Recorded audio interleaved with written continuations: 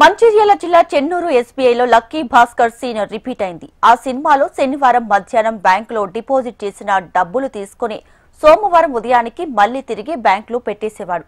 కానీ చెన్నూరు ఎస్బీఐలోని ఓ ఉద్యోగి మాత్రం 10 నెలలుగా తనకు కావాల్సినంత డబ్బుని విడతల వారీగా తీసుకెళ్లాడు. అలా తీసుకెళ్లిన డబ్బుని ఎస్బీఐ అధికారులు నిన్న లెక్కించగా పెద్ద మొత్తంలోనే స్కామ్ బహిర్గతమైంది. 12 కోట్ల 60 లక్షల రూపాయల విలువైన బంగారంతో పాటు 1,10 లక్షల రూపాయల నగదును సైతం సదరు ఉద్యోగి తీసుకువెళ్లినట్లు అధికారులు నిర్ధారించారు. పూర్తి వివరాలతో పోలీసులకు ఎస్బీఐ అధికారులు ఫిర్యాదు చేశారు. కాగా బ్యాంకులో క్యాషియర్ గా పనిచేస్తున్న రవీందర్ అనే వ్యక్తిపై అధికారులు అనుమానం వ్యక్తం చేస్తున్నారు.